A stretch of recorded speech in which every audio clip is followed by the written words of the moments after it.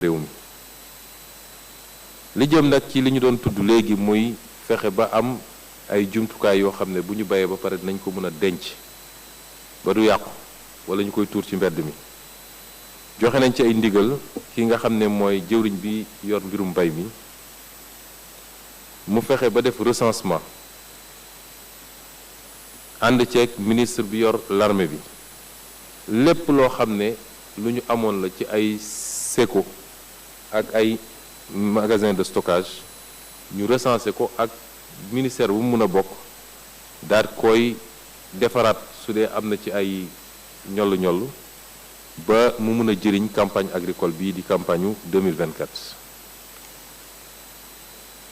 li nga xam ne nag mooy ndeyu mbill mi ndax ko wax mbay wax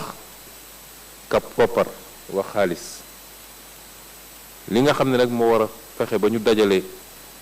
moyens yooyu nga xam ne moyens financiers yooyu nga xam ne moo ñu war a yombalal liggéey bi jox nañu ndigal ministre bi nga xam ne moo yor finance ak budget pour mu jël matuwaay yépp ànd ceeg mi jëwriñ bi nga xam ne moo yor mbirum mbay mi ba nga xam ne ñii nga xam ne ñoo yëngatu ci financement campagne agricole bi mu mun leen dajale ñoom ñëpp ñu waxtaan ci kenn ku nekk lan nga ci war a mën a def te kenn ku nekk ñuy xaar ci moom effort boo xam ne effort bu particulier ci exercice 2024 bi jox nañ ko ndigal it budget 2024 bi mu dugal ci li nga xam ne moom la ñu annoncé ni moom mooy budget campagne bi muy 120 milliards yi nga xam ne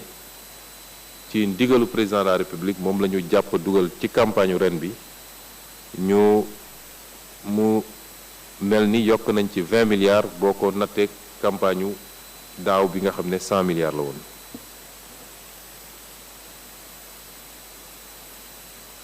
ñu jox ko ndigal it mu waxtaan ak li nga xam ne moom la ñu séq ak yeneen réew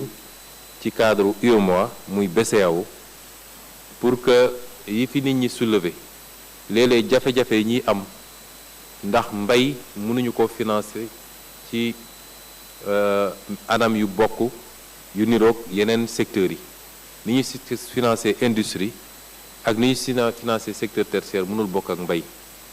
ñu jox ko ndigal nag mu waxtaan ceeg li nga xam ne moom la ñu bokk muy suñu kilifa ci wàll boobu muy BCEAO ba ñu xool yan solution la ñu mën a am ba ñu yombal règle yi nga xam ne moom la ñuy financer mbay mi ànd ak nag yi nga xam ne moo nekk suñu programme ci politique foncière nu ñuy def ba baykat yi mun a moom seen suuf am ci titre foncier am ci bay ba war koo mën a tayle pour ñu lebal leen xaalis bu ñu liggéeyee wax nañ ko it mu lënkaloo ak ministre bi nga xam ne moo yor lépp lu ñuy tuddee économie sociale et solidaire muy xeetu koom-koom boo xam ne la muy jublu du dajale ay bénéfices mais fexe ba li nit ñi di liggéey jëriñ leen balaa muy jëriñ keneen ak leneen ñu ne ko mu ànd ak kooku ñu lënkaloo pour lépp lu jëm ci microfinance mooy ñi nga xam ne banque yu ndaw ndawaan yi di financer la petite économie waaye sax li ñuy tuddee la finance islamique nga xam ne am na ci ay possibilités yu rëy rëy am na ci ay xeetu produits yoo xam ne dañ koo jagleel mbay spécialement mu xool loolu nu ñu koy ñoŋalee ba mun a ñëw yokk liggéey bi ñuy def gën a yombal financement bi parce que su financement amee rek lu bari mun na yomb ci li jëm nag ci moyen logistique mooy jumtukaay yi ak nuñ koy nuñ koy utiliser ba ñépp mun cee jot jox nañu ndigal jëwriñ bi nga xam ne moo yor mbirum mbay mi pour que li ñuy wax au niveau local mooy ci base bi ci village yi ci communes yi ci département yi ñu gën a def coordination certainement jaare ko ci coopérative yi ba nit ñi mun a dajale moyens yi gën koo mën a utiliser de manière rationnelle ci li jëm nag ci li ñuy wax rendement bi ndax lu ñu war a jàgg jooytu la mooy fu ñu waroon def 10 tonnes à l'hectare 10 tonnes à l'hectare, peut-être ñu ngi ciy def 10 kilos à l'hectare. Nu ñuy def ba yokk rendement boobu jox nañu ndigal jëwriñ bi nga xam ne moo yor mbirum mbay mi pour li nga xam ne mooy lu jëm ci yokk capacité suuf si te loolu mi ngi jaar ci li ñuy wax phosphatage muy engrais bi mu jël ci ay matuwaay yu mat sëkk rawatina ren ji waaye it mu farlu ci nu ñuy def ba jiw bi waaye jiwu qualité la ñu wax li ñuy wax semence certifiée nga xam ne Sénégal ñàkk nañ ko ay ati at ci gannaaw lu ñuy def ba reconstituer ko ci ni mu gën a gaawee te loolu moo cee liggéey ak kuréel yi nga xam ne dañuy gëstu jëm ci loolu lu mel ni ISRA ñu daaneele nag ci li nga xam ne mooy lii ñu wax nii yépp nag mu bañ a doon rek discours ak ay dossiers yoo xam ne ay rapports yoo xam ne dañ koy dugal ci tiroir moo tax ñu jox ndigal ministre secrétaire général du gouvernement nga xam ne moom mooy coordonner sous la supervision du premier ministre l'action du gouvernement mu saytu liñ fi wax yépp ci ay poñ te di ma ci defal rapport régulièrement ñu xam fan la ñu toll ci application bi di ko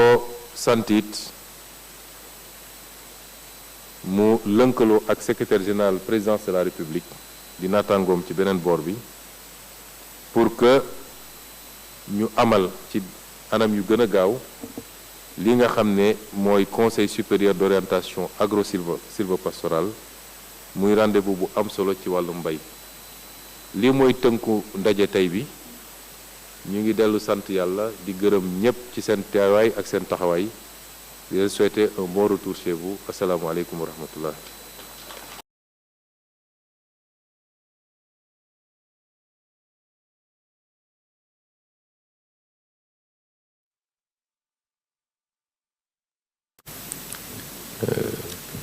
Nous commencerons par féliciter Monsieur le ministre en charge de l'agriculture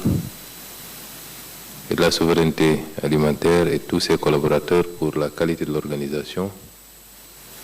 Nous félicitons également et remercions tous les participants pour la qualité et la richesse des débats. Je pense qu'à l'issue de cette matinée, tous ceux qui ont assisté au débat se sont rendus compte qu'ils sont exactement sur les mêmes constats, mais également ont formulé les mêmes analyses et proposé à peu près les mêmes solutions, ce qui prouve qu'on n'a jamais eu peut-être de problème à la phase de réflexion. Il nous faut passer maintenant à la phase d'application avec méthode et rigueur, mais sans transiger sur les principes. Les décisions qui sont issues de ce conseil interministériel consacré à la préparation de la campagne de production agricole hivernale 2024 sont les suivantes. Au titre des dettes dues aux opérateurs, j'engage Monsieur le ministre des Finances et du Budget à prendre les mesures nécessaires pour solder la dette de l'État vis-à-vis des opérateurs pour les campagnes 2021, 2022 et 2023 au plus tard au cours de la semaine du 6 au 10 mai 2024. À procéder à un audit de la dette au titre de la campagne agricole 2023-2024 et nous soumettre pour validation un plan d'appurement de la partie de cette dette validée. À organiser des concertations entre, d'une part, les opérateurs et d'autre part, les banques et l'administration fiscale en vue de trouver des solutions à l'impact des retards de paiement de la dette de l'État aux opérateurs en termes d'intérêts, de retards imputés par les banques et de pénalités sur le recouvrement des impôts et taxes dus. Au titre des fournitures de semences, engrais et produits phytosanitaires, J'engage Monsieur le ministre chargé de l'Agriculture à prendre toutes les dispositions requises pour le démarrage effectif de la distribution des intrants en quantité et en qualité dans les plus brefs délais, en accordant une attention toute particulière à l'implication active des coopératives et des sociétés de coopératives. À veiller en relation avec le ministre des Finances et du Budget au respect des principes de transparence, d'intégrité, d'économie et d'efficacité dans l'octroi des agréments, en portant une attention particulière à la solvabilité des opérateurs. À renforcer, dans les délais requis, les capacités d'intervention de la direction de la protection des végétaux pour la protection des cultures et des récoltes, à accorder une attention particulière, là aussi, à la lutte contre les oiseaux granivores dans les zones de culture de riz, à assurer, en relation avec le secrétaire d'État aux coopératives et à l'encadrement paysan et le ministre des Forces armées, chacun en ce qui le concerne, la mise en place des intrants dans des conditions de stricte transparence auprès des réels ayants droit, en veillant à identifier et à sanctionner tout détournement d'objectifs. Un accent particulier devra être accordé par les services déconcentrés, DRDR et SDDR, au respect strict des critères de choix des gros producteurs. En relation avec le ministre des Finances et du Budget, à mettre des moyens logistiques à la disposition des directions nationales et des services techniques déconcentrés et à veiller à la disponibilité sur l'ensemble du territoire national des plannings de distribution des intrants, semences et engrais auprès de chaque DRDR. En relation avec le ministre des Télécommunications et du Numérique, et dans le strict respect de la réglementation régissant la protection des données personnelles, à instaurer un identifiant appelé carte d'identité pour chaque producteur bénéficiaire de la subvention de l'État et pour chaque opérateur fournisseur d'intrants agricoles, par la mise en place d'une plateforme de gestion et de suivi en temps réel, assurant une traçabilité complète des subventions agricoles, de la définition des objectifs de campagne jusqu'aux mises à disposition des intrants aux producteurs, en passant par les notifications aux fournisseurs. En relation avec le ministre des Forces armées, à redynamiser dans les plus brefs délais la cellule logistique militaire détachée au sein du ministère de l'Agriculture. Au titre du matériel agricole, j'engage Monsieur le ministre chargé de l'Agriculture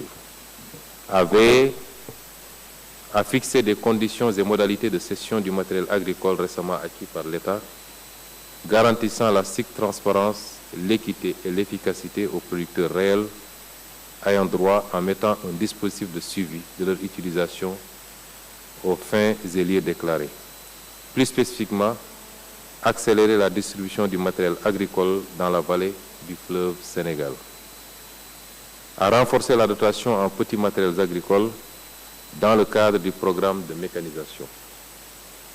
À commanditer un audit du programme Intermac et Sismar d'acquisition et de distribution de matériels agricoles, de magasins de stockage, d'intrants agricoles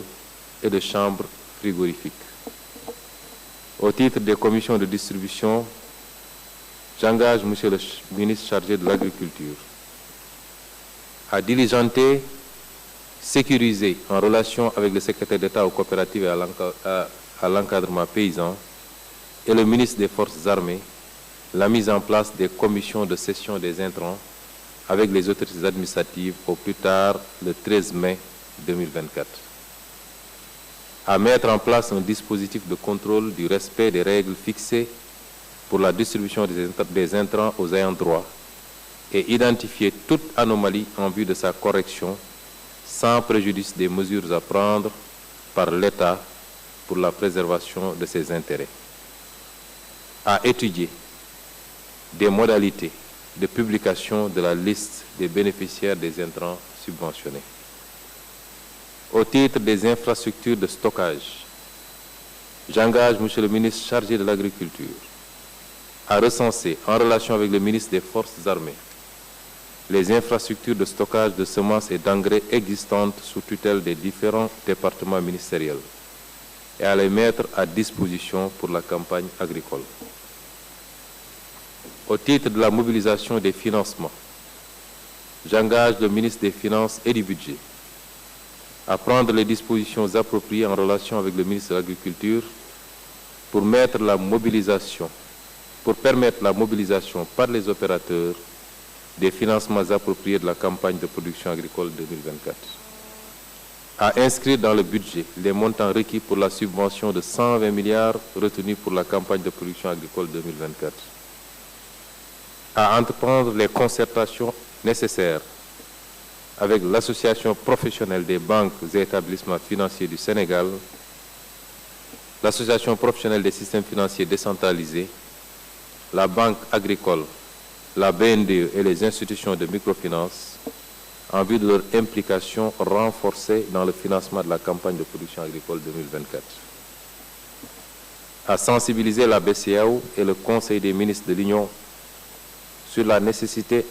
d'adapter dans les meilleurs délais possibles la réglementation prudentielle applicable aux banques et établissements financiers ainsi qu'aux institutions de microfinance, aux spécificités du secteur agricole.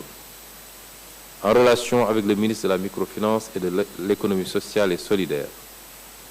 à mettre en place les conditions d'une intervention accrue des institutions de microfinance, y compris celles de petite taille, au financement aux campagnes de production, de commercialisation agricole. Au titre des moyens logistiques et de leur mutualisation, j'engage Monsieur le ministre chargé de l'Agriculture à mutualiser les moyens et les interventions des projets et programmes au niveau local par une meilleure coordination et synergie d'action. Au titre des autres problématiques de renforcement des rendements agricoles, j'engage Monsieur le ministre chargé de l'Agriculture à intensifier le programme de phosphatage des sols, à accorder une urgence absolue à la reconstitution dans les meilleurs délais possibles du capital en semences sélectionnées d'arachide sous la direction de l'ISRA. Enfin, au titre du suivi de la mise en œuvre des décisions issues de ce Conseil interministériel, j'engage le ministre secrétaire général du gouvernement à assurer, en rapport avec le ministre chargé de l'Agriculture et les ministres concernés, le suivi de la mise en œuvre des mesures ci-dessus retenues et de m'en faire régulièrement le compte-rendu. Je terminerai par dire que par demander à ce même ministre secrétaire général du gouvernement de programmer, en relation avec le secrétaire général de la présidence de la République, la réunion du Conseil supérieur d'orientation agro-sylvo-pastorale. ma tënk ko ci kàllaama wolof di wax ni ñi ngi sant yàlla ci jataay bi nga xam ne waxtaan nañ ci lu am solo ci réew mi muy li jëm ci mbay mi rawatina li ñuy dëgmal muy campagne agricole bu 2024 di jaajëfal ministre bi nga xam ne moo yor mbirum mbay mi ci organisation bi di gërëm it ñi fi teew ñëpp organisation paysanne yi secteur financier bi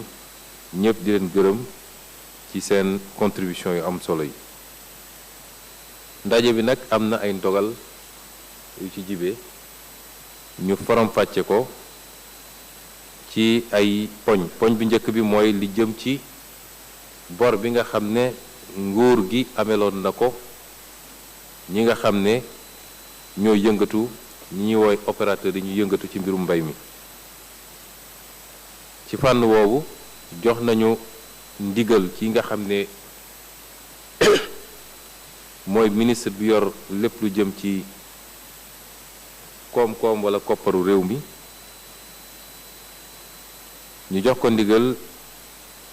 mu war a jël ay matuwaay bi ci njëkk mooy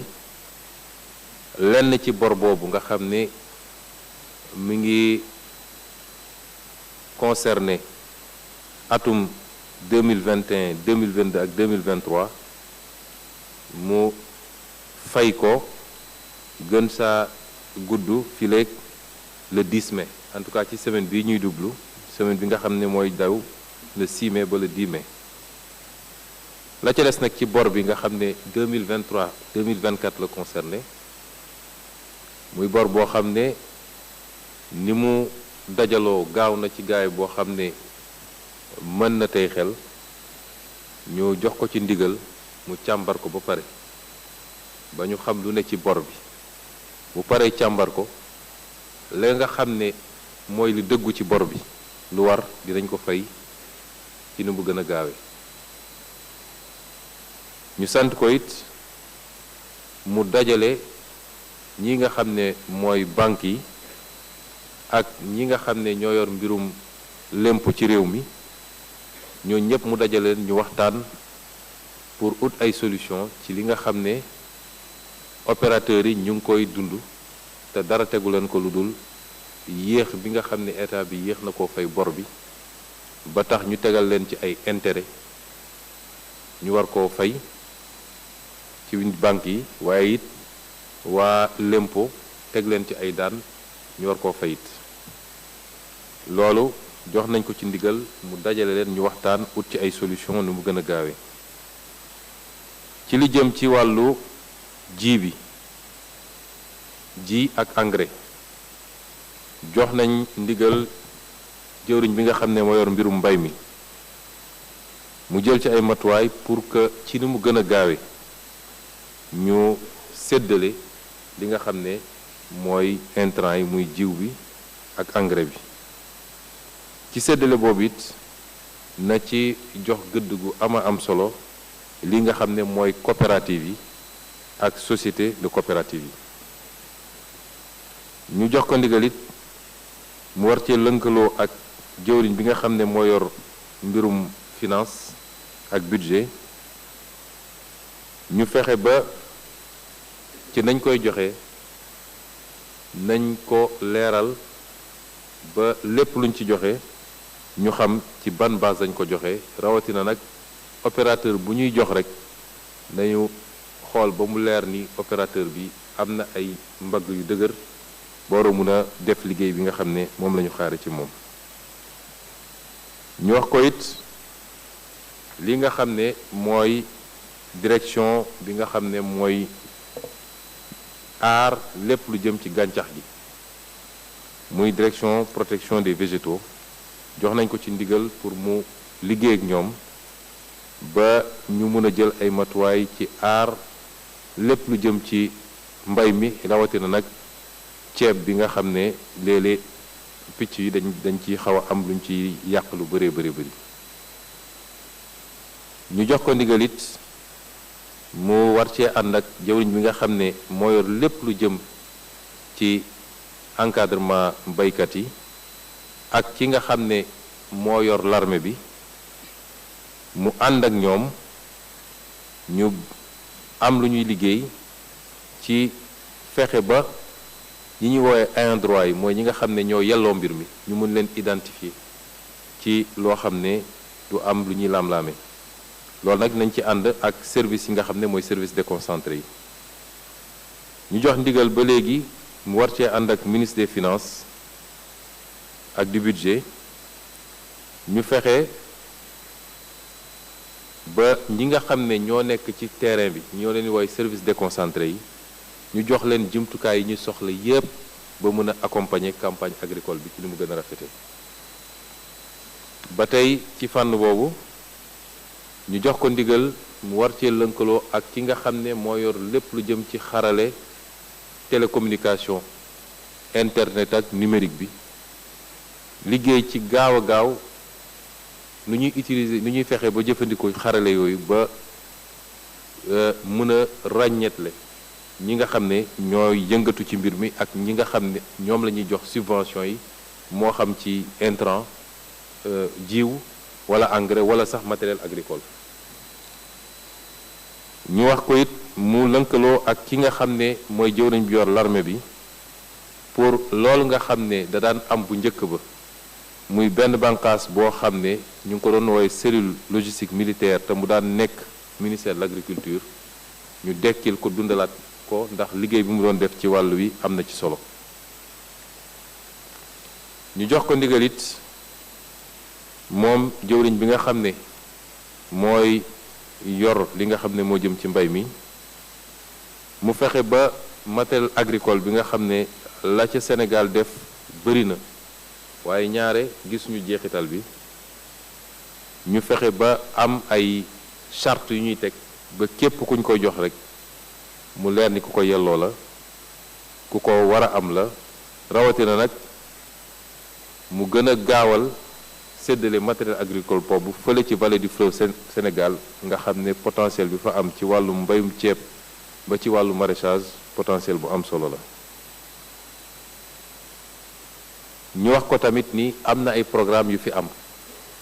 programme yooyu ay milliards et milliards dugg na ci ñu waroon ci def loo xam ne dafa jëm ci jënd matériel agricole ak def ay magasin de stockage ndax mbayum Sénégal bokk na ci li ñu gën a sonal mooy stockage amuñu capacité stockage liy yàqu ci mbay mi bëri na ak li nga xam ne ci wàllu ay chambre froide la ba léegi day dugg ci stockage bi muy programme Intermac ak Sismar jox nañ ko ci ndigal ñu def li ñuy wax audit ci tubaab mooy ñu saytu ko ba xam mbir mi naka lañ ko jëfandikoo ak fan la dugg ci li jëm ci séddale bi ba léegi jox nañ ko ndigal mu ànd ceeg jëwriñ bi nga xam ne moo yor lépp lu jëm ci coopérative ak encadrement paysan ak ki nga xam ne moo yor l'armée bi ñu taxawal ay commission yi nga xam ne ñoom ñooy toppatoo lépp lu jëm ci joxe intrant yi lënkaloo ci ak jëwriñ yi nekk ci région ak département yi muy les autorités administratives waaye ñu gaawal ko ba gën saa gudd le 13 mai bi ñu ne lañ ci war a def nañ ko ñu jox ko it ndigal pour mu taxawal ay charte waxoon nañ ko léegi yoo xam ne lépp loo xam ne lu jaaduwut la ci ni ñuy séddalee dinañ ko teel a gis war koo mun a jubbanti ñu wax ko it mu xool ay pexe yoo xam ne ñi nga xam ne dañ leen di jox subvention yi ñu mun koo def ci ay liste yooyu ñu xamal ko Sénégalais yépp ba kenn ku nekk xam ni fi mbir mi war a dem fa la dem ñi ngi ko war a jox yépp jox nañ leen ko te amul kenn koo xam ne yellawul ko te jox nañ la ko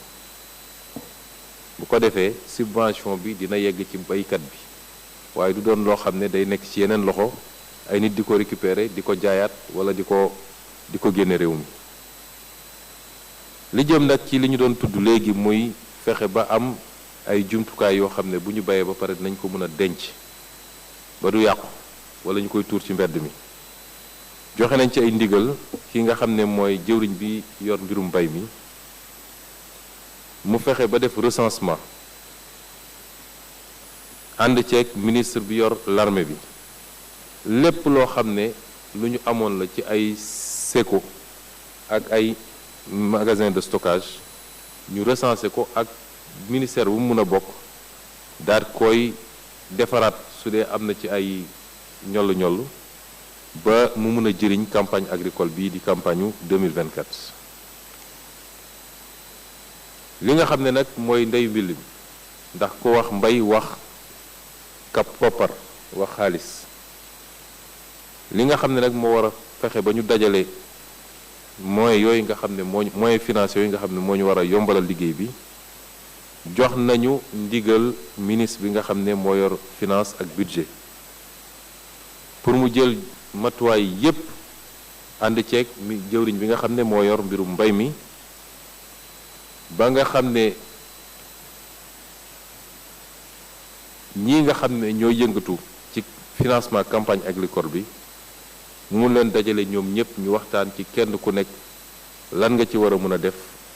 te kenn ku nekk ñuy xaar ci moom effort boo xam ne effort bu particulier ci exercice 2024 bi jox nañ ko ndigal it budget 2024 bi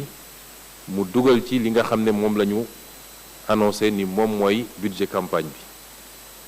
bi muy 120 milliards yi nga xam ne ci ndigalu président de la république moom la ñu jàpp dugal ci campagne ren bi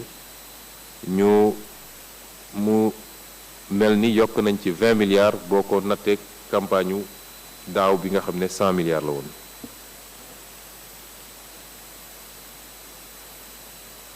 ñu jox ko ndigal it mu waxtaan ak li nga xam ne moom la ñu séq ak yeneen réew ci cadre UEMOA muy BCEAO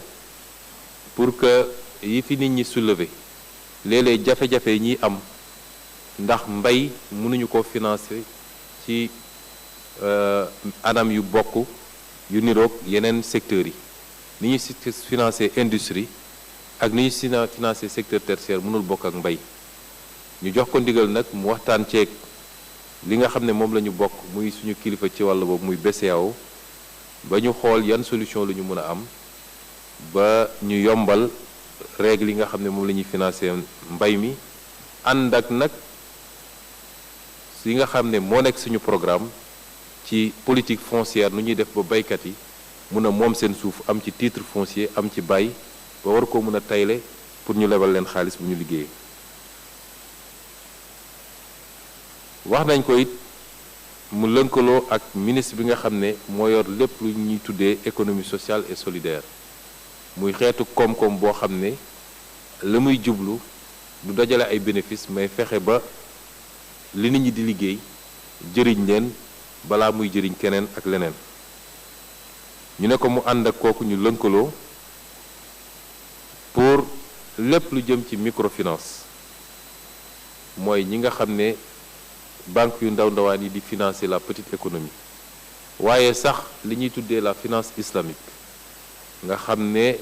am na ci ay possibilités yu rëy rëy am na ci ay xeetu produits yoo xam ne dañ koo jagleel mbay spécialement mu xool loolu nuñ koy ñoŋalee ba mun a ñëw yokk liggéey bi ñuy def gën a yombal financement bi parce que su financement amee rek lu bari mun na yomb ci li jëm nag ci moyen logistique mooy jumtukaay yi ak nuñ koy nuñ koy utiliser ba ñépp mun cee jot jox nañu ndigal jëwriñ bi nga xam ne moo yor mbirum mbay mi pour que li ñuy wax au niveau local mooy ci base bi ci village yi ci communes yi ci département yi ñu gën a def coordination certainement jaare ko ci coopérative yi ba nit ñi mun a dajale moyens yi gën koo mën a utiliser de manière rationnelle ci li jëm nag ci li ñuy wax rendement bi ndax lu ñu war a jàgg jooytu la mooy fu ñu waroon def 10 tonnes à l'hectare 10 tonnes à l'hectare peut-être ñu ngi ciy def 10 kilos à l'hectare lu ñuy def ba yokk rendement boobu jox nañu ndigal jëwriñ bi nga xam ne moo yor mbirum mbay mi pour li nga xam ne mooy lu jëm ci yokk capacité suuf si te loolu mi ngi jaar ci li ñuy wax phosphatage muy engrais bi mu jël ci ay matuwaay yu mat sëkk rawatina ren ji waaye it mu farlu ci nu ñuy def ba jiw bi waaye jiwu qualité la ñu wax li ñuy wax semence certifiée nga xam ne Sénégal ñàkk nañ ko ay ati at ci gannaaw lu ñuy def ba reconstituer ko ci ni mu gën a gaawee te loolu mu war cee liggéey ak kuréel yi nga xam ne dañuy gëstu jëm ci loolu lu mel ni ISRA ñu daaneel rek ci li nga xam ne mooy lii ñu wax nii yépp nag mu bañ a doon rek discours ak ay dossiers yoo xam ne ay rapports yoo xam ne dañ koy dugal ci tiroir moo tax ñu jox ndigal ministre secrétaire général du gouvernement nga xam ne moom mooy coordonner sous la supervision du premier ministre l'action du gouvernement mu saytu liñ fi wax yépp ci ay poñ te di ma ci defal rapport régulièrement ñu xam fan lañu toll ci application bi di ko santit mu lënkaloo ak secrétaire général présidence de la République di naataangoom ci beneen boor bi pour que ñu amal ci anam yu gën a gaaw li nga xam ne mooy conseil supérieur d'orientation agro-sylvo-pastorale muy rendez-vous bu am solo ci wàllu mbay. lii mooy tënku ndaje tey bi ñu ngi dellu sant yàlla di gërëm ñépp ci seen teewaay ak seen taxawaay di leen souhaiter un bon retour chez vous asalaamaaleykum wa rahmatulah.